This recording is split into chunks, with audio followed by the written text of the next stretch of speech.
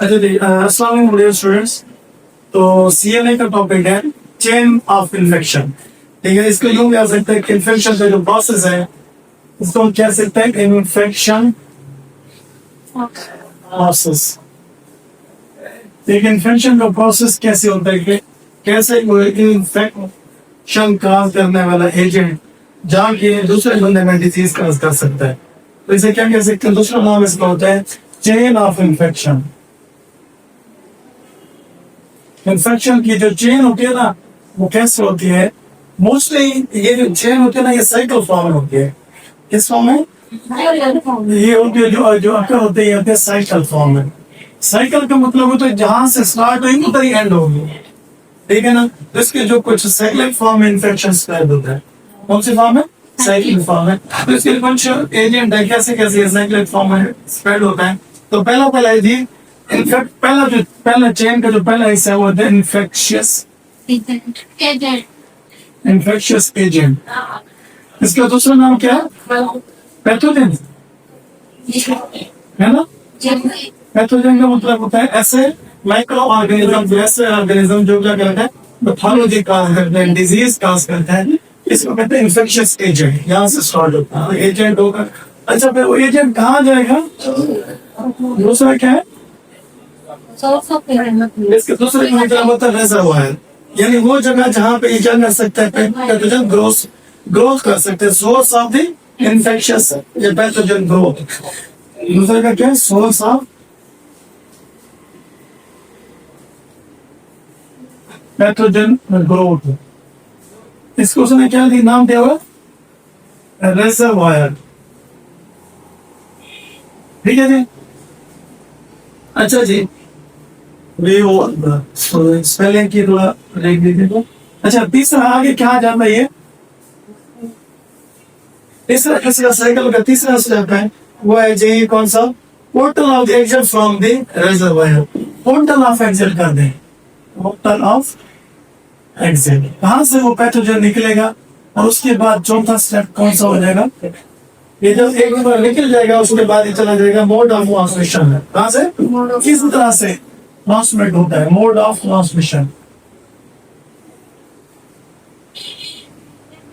और अगला स्टेप क्या है इसका?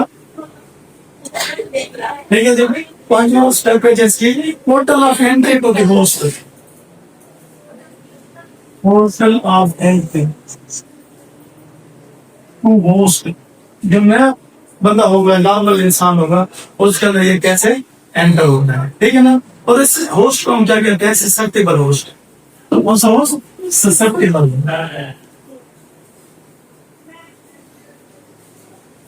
अब इस ससेप्टेबल होस्ट के अंदर क्या मौजूद है? पैथोजन मौजूद है। तो ये देखिए एक चेन बन रही है। ठीक है, टेढ़ी भाई चेन है सर्कल फॉर्म में। ठीक है, अब देखिए टॉपिक है दी इन्फेक्शियस प्रोसेस। एक इन्फेक्शन कैसे बार बार होता है, कैसे प्रोसेस होता है, क्या होता है, उसके लिए कुछ चीजें जरूरत है, कुछ उसके स्टेप्स है। तो पहला स्टेप है कि इन्फेक्शियस एजेंट। इन्फेक्शियस एजेंट वो चीज होती है जो इन्फेक्शन कराती है। ठीक है, तो इसका मतलब है इन्फेक्शन होने के लिए तो उस एजेंट का होना जरूरी है जो इन्फेक्शन कराता है। अब इन्फेक्शन कौन कराते हैं? पैथोजन। पैथोजन क्या कराते हैं? पैथोलॉजी का काम कराते हैं। पैथोलॉजी का मतलब है कोई डिजीज का राज करते हैं।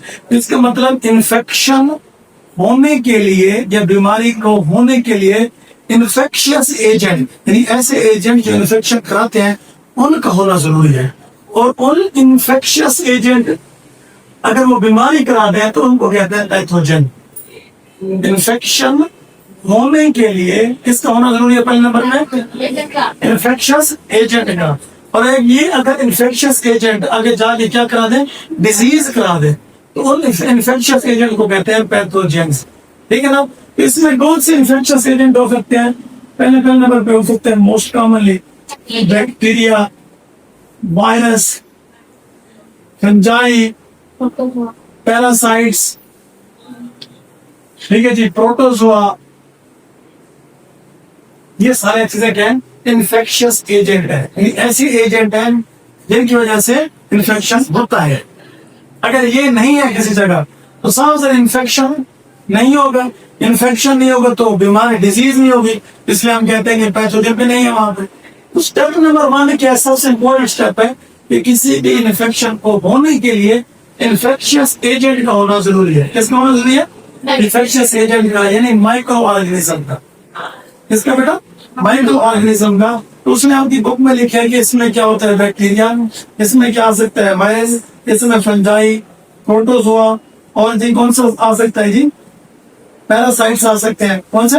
पैरासाइट्स आ सकते हैं। और इनके भी कुछ फैक्टर्स पर डिपेंड करते हैं। ये किस पर डिपेंड करते हैं? कुछ factors. The infectious agent depends on some factors. पहले तो इनका होना जरूरी है, दूसरा इनका होना कुछ फैक्टर्स पर डिपेंड करता है। तो नंबर कौन सा है? Sufficient number of the micro organism, यानी वो माइक्रो ऑर्गेनिज्म हो भी सही लेकिन एक दो ना हो, काफी सारे हो। अगर एक दो होंगे हमारी बॉडी में जाएंगे तो हमारी बॉडी के अंदर इम्यूनिटी होती है, उसको मार देगी। दो चीजें याद रखना, किसी भी इन्फेक्शन के लिए इन्फेक्शियस एजेंट का होना जरूरी है। नंबर 1, एक तो वो हो, दूसरा उनकी जो अमाउंट हो वो भी सफिशिएंट हो। वो क्या होना चाहिए? सफिशिएंट होना चाहिए। ठीक है। उसके बाद दूसरा क्या होना चाहिए? उनके अंदर एबिलिटी होना चाहिए कि डिजीज का काज करने की, मतलब ऐसे ना हो कि न्यूट्रल हो, डिजीज काज ना कर सके, मतलब विरुलेंट होने चाहिए। विरुलेंट के मतलब क्या होता है? They have the ability to cause disease, infection. उनके अंदर ये इन्फेक्शन या डिजीज चल रही थी, आपकी भी बात मान लेते हैं। यानी हों भी सही, काफी तादाद में हो, और उनके पास ये भी काबिलियत हो कि वो बीमारी भी करा सके। ठीक है बच्चे। तीसरा उनके पास क्या होना चाहिए कि वो और क्या कर सकते हैं? एबिलिटी उनकी कि वो किसी भी होस्ट के अंदर दाखिल भी हो सकते हैं। Ability to enter the host, ability to enter the host. अगर वो डेड हो तो नहीं जा सकेंगे।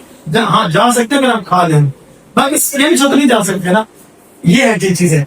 तो पहली जो चीज है इसकी इन्फेक्शन प्रोसेस की या चेन ऑफ इन्फेक्शन की क्या होना चाहिए? या ठीक है, उनमें कुछ फैक्टर है, यानी ये इन्फेक्शन एजेंट क्या है? माइक्रो ऑर्गेनिज्म होना चाहिए, बैक्टीरिया होना चाहिए, वायरस होना चाहिए, और दूसरे इनके फैक्टर है। एक तो होने चाहिए, दूसरा बहुत ज्यादा होने चाहिए, सफिशिएंट अमाउंट में। इनके बस क्लियर तो वो क्या करा सके? डिजीज करा सके। इसको कहते हैं वो विरुलेंट हो। क्या हो? विरुलेंट। तीसरा उनके अंदर एबिलिटी होनी चाहिए कि वो ससेप्टिबल होस्ट में जा सके, एंटर द होस्ट। समझ आ गया? दूसरा स्टेप क्या है बताओ? इसको मैं साफ कर रहा हूं, ठीक है जी, ताकि आसानी हो जाए हमारे लिए।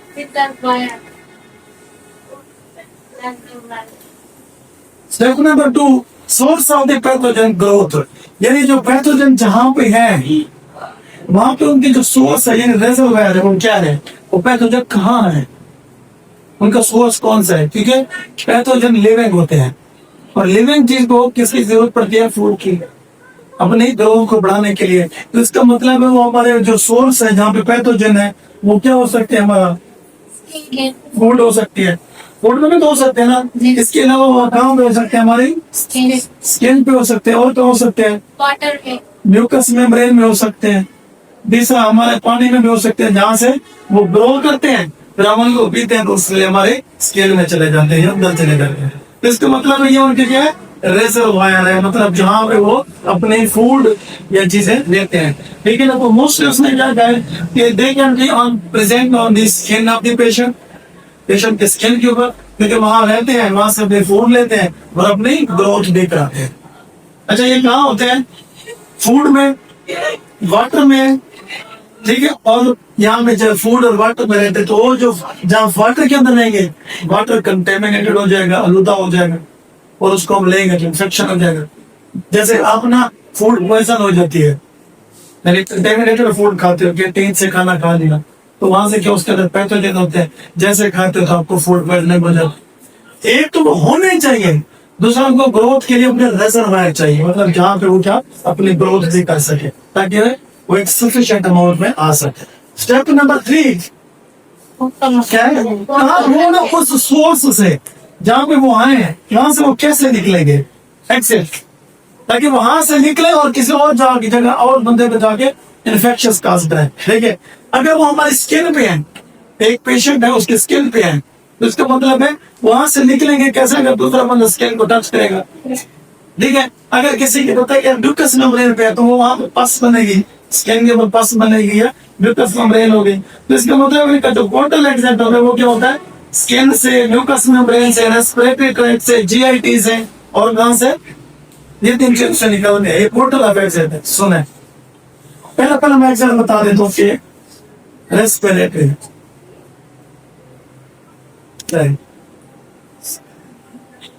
ठीक है ना। यहाँ से अगर खुदा न खास्ता किसी बंदे के अंदर पैथोजन है, मतलब उसको टीबी है, टीबी के एक तो ये है पैथोजन है पड़े, पैथोजन है पड़े, दूसरा वो है भी सफिशिएंट अमाउंट में, है भी, और तीसरा उनका यहाँ ही रिजर्वायर भी है, यहाँ उनको फूड भी मिल रही है। देखो किसी को टीबी है ना, इसका मतलब नंबर 1 पैथोजन है, दूसरा वो पैथोजन सफिशिएंट अमाउंट में है, तीसरा वो खाम उनके रिजर्वायर है, लंग्स में क्या रिजर्वायर, वहां फूड वगैरह लेके अपनी ग्रोथ भी कर रहे हैं। चौथा उनको एक्सेंट कहां से निकलेगा, यानी जैसे ही बंदा ये स्नीज करेगा, छींकेगा, जैसे बंदा कफ करेगा, ठीक है ना, तो यहाँ पर स्पुटम वगैरह निकालेगा तो उससे वो निकलेंगे, जैसे वो निकलेंगे इसका मतलब है वहां से वो उस बंदे से इन्फेक्शियस पर्सन से वो निकल गया, तो ये पोर्टल ऑफ एग्जिट होगा। दूसरा ये पोर्टल ऑफ एग्जिट क्या हो सकते हैं, जीआईडी क्या हो सकते हैं, दूसरा पोर्टल ऑफ एग्जिट क्या है, जीआईडी। अल्लाह ना करे किसी को क्या है, कोई बीमारी है जैसे हेपेटाइटिस है, ठीक है, तो इन्फ्लेमेशन ऑफ लिवर हो गया, तो यहाँ पे जो वायरसेस है वो फीकल मैटर में जाएंगे और फीकल मैटर से निकल जाएगी। इसी तरह पोलियो है, पोलियो वायरस है, तो वो भी क्या करेगा, फीकल मैटर के थ्रू निकल जाएगा, तो इसका मतलब है ये उसके पोर्टल ऑफ एग्जिट है, यहाँ से निकल सकते हैं। इसी तरह तीसरा कौन सा होता है एग्जिट का, स्किन, किसी को स्किन इन्फेक्शन है, उसके क्या उसके ऊपर पस बन गई है, म्यूकस मेम्ब्रेन में पस बन गई है, तो अगले बंदे ने टच कर लिया तो इसका मतलब वहां से निकला और अगले को क्या कर दिया, टच कर दिया। तो ये मोस्ट पोर्टल ऑफ एग्जिट है। 3 वर्ड दिस रिपीट करो, इन्फेक्शियस एजेंट का होना जरूरी है, बहुत ज्यादा होना जरूरी है, उनको रिजर्वायर जरूरी है ना। तीसरा रिजर्वायर में ना रहे, वहां से निकले भी सही, और वो उनको जो निकलने का तरीका होता है किस तरीके से निकलता है उसे क्या कहते हैं, पोर्टल ऑफ एग्जिट। तो पोर्टल ऑफ एग्जिट बहुत सारे हो सकते हैं, 3 मैंने बता दिए, रेस्पिरेटरी के सिस्टम के थ्रू निकलते हैं, जीएनडी के थ्रू निकलते हैं, और सीएनडी या म्यूकस मेम्ब्रेन के थ्रू वो निकल सकते हैं। ठीक है जी। अच्छा जी, उसके बाद क्या है नेक्स्ट पॉइंट, नेक्स्ट है वो क्या, मोड ऑफ ट्रांसमिशन। क्या है बच्चे, क्या आगे ट्रांसमिट कैसे होते हैं, यदि एक तो निकल तो गया ना, आगे होंगे अगले जो नॉर्मल होस्ट है उसको कैसे ट्रांसमिट होंगे, लेकिन उसमें जो ट्रांसमिट होता है वो सेम है। ये जो मोड ऑफ ट्रांसमिशन है ये तो क्या हो सकते हैं, डायरेक्ट, क्या हो सकती है, डायरेक्ट ट्रांसमिशन, या फिर क्या हो सकती है, इनडायरेक्ट ट्रांसमिशन। देखो किसी बंदे को स्किन इन्फेक्शन है तो नॉर्मल बंदे ने उसको टच कर लिया तो वो पैथोजन इन्फेक्शन पर्सन से नॉर्मल को चला जाएगा। म्यूकस इन्फेक्शन है तो वहाँ पस वगैरह को नहीं किसी ने टच कर दिया, वहां से चले गए, तो ये डायरेक्ट है। ये क्या बेटा, डायरेक्ट टच, कंटेक्ट टच में आ जाए दोनों पर्सन का, उससे क्या हो सकता है, जैसे सिफिलिस है, ठीक है ना। तो इसी तरह जैसे एक और बात बता देंगे, सिफिलिस हो गया, वोन ड्रेनेज हो गया, किसी के पास निकल रही है, जख्म है, निकल रही है, आप साफ कर रहे, तो पास के अंदर या जख्म के अंदर क्या है, माइक्रो ऑर्गेनिज्म है, तो डायरेक्ट टच नहीं कर। तो सिफिलिस मतलब है कि एक बीमारी है जो क्या हो सकती है, सेक्सुअल ट्रांसमिटेड हो सकती है, तो उससे भी क्या हो सकता है, जा सकते हैं, बैक्टीरिया है, ठीक है ना। तो इससे भी क्या हो सकता है, डायरेक्ट टच में। दूसरा होता है इनडायरेक्ट, आपने डायरेक्ट टच नहीं किया, इनडायरेक्टली कैसे, जैसे खुदा ने खास्ता किसी बंदे को टीबी है तो वहां पे वो जहां पे वो खांस रहा है, स्नीज कर रहा है, कफई कर रहा है, ठीक है ना, जहाँ स्पूटम पास कर रहा है, तो वहां आप उस एरिया में रहते हो, तो इसका मतलब है वो टीबी की तरह से उस एरिया में है, तो आपने नॉर्मल हाउस में वहां पे जाके सांस लिया, एयर से उसके अंदर चले गए। तो इस तरह की जो होता है ना इनडायरेक्ट होता है, इसे कहते हैं एयर बॉर्न। क्या होता है? Air born. मतलब ये हो गया कि एक बंदा है, ये बनो, इस पर टीवी, इसने कफ किया तो पैथोजन आ गया एयर में, और उस पर उसमें वहां का नॉर्मल बंदा तो उसने सांस लिया, उसके अंदर चले गए। तो ये जो हो गया एयर बॉर्न हो गया। इसी तरह किसी बंदे ने ना, किसी को मसला था, उसने पानी, जैसे कहते हैं नजला, पानी पियो, दूसरे का पानी पियो तो हो सकता है, ऐसा कहते नहीं है। इसका क्या कॉमन सेंस ये आती है कि नजला था, उसमें क्या उसके पैथोजन गया, दूसरे ने किया तो पैथोजन वाटर बॉर्न हो गया। ठीक है ना? इस तरह वेक्टर बॉर्न हो सकते हैं। किसी को मलेरिया है तो उसके जो ब्लड होगा वो कौन सा, दूसरा मस्कीटो चूसेगा और उस अगले बंदे को क्या करेगा, बाइट करेगा, तो वो दूसरे बंदे को जाकर वो मस्कीटो या मलेरिया जा सकता है। ठीक है? इसको क्या हो सकता है, food and water borne, food से भी जा सकते हैं। अच्छा, फर्मेंटेशन, कुछ इसका मतलब होता है कुछ पैथोजन कहाँ पे मौजूद होता है, आर्टिकल के ऊपर, इसके ऊपर आर्टिकल के ऊपर जो कंटेमिनेटेड होते हैं, जैसे मोस्टली सर्जिकल इंस्ट्रूमेंट है, बेटी की लाइन है, देखो जिस इंस्ट्रूमेंट में सर्जरी कर रहे हैं वो तो उसके ऊपर क्या है, पैथोजन है, वो सही तरीके से स्टेरिलाइज नहीं हुआ तो इसका मतलब उसके अंदर पैथोजन है, तो अगले बंदे को जा सकते हैं। जिस बेडशीट के ऊपर, बेड के ऊपर बेडशीट बिछी पड़ी है वो लाइन गंदी है, ब्लड स्टेन्स है, उसके ऊपर पस स्टेन्स है, जिसका मतलब वहां पैथोजन है, तो वहां से आगे स्प्रेड हो सकते हैं। ठीक है? और इससे क्या हो सकते हैं, स्प्रेड हो सकते हैं।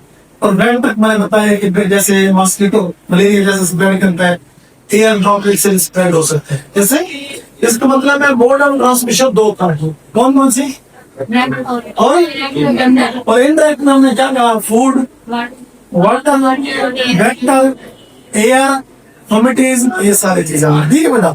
और उसके बाद होता है पोर्टल ऑफ एंट्री, यानी पोर्टल ऑफ एंट्री ऐसे जहां पे पोर्टल ऑफ एग्जिट था, यानी आप तो ना इस बंदे के पास कैसे जाएंगे जो ससेप्टिबल है, जो मतलब ये वाला बंदा है जिसके अंदर आप इंफेक्शन हो सकता है।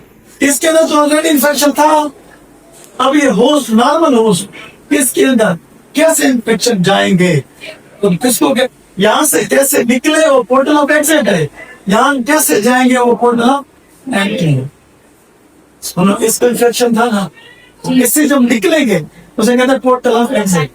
इसके अंदर कैसे जाएंगे वो क्या होता है, पोर्टल ऑफ एंट्री। कैसे इसके अंदर जाएंगे, तो जैसे रूट से निकले थे उसी रूट से जा सकते हैं।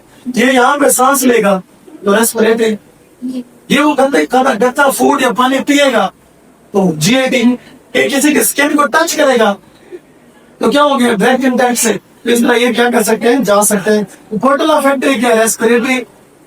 पोर्टल ऑफ एंट्री क्या है, जीआईटी। पोर्टल ऑफ एंट्री क्या, स्किन को टच कर दे, जख्मों को धो दे, जेनिटल ट्रैक्ट से जाती सिफिलिस वगैरह। ठीक है बच्चे? तो उसके बाद अगर ससेप्टेबल हो, कौन सा बंदा होगा जिसके अंदर पैथोजन जाएंगे, वहां ग्रो करेंगे, डिवाइड होंगे और अपनी कॉलोनी को बढ़ाएंगे, तो कौन सा होस्ट होगा? हमारे पास दो तरह के होस्ट होते हैं। एक होस्ट होता है जिसकी इम्यूनिटी अच्छी होगी, जाओगी तो वो जैसे पैथोजन जाएगा उसको केयर कर देगा, तो उसके अंदर बीमारी नहीं होगी।